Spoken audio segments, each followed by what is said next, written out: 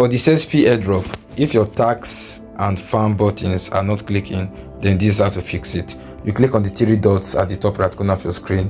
When you do, click on reload page. When you click on reload page, that error will be fixed. You'll be able to click on tags button smoothly without any error, and you'll be able to click on farm button without any error. Thank you for watching. Follow my page or follow my account if you loved this video.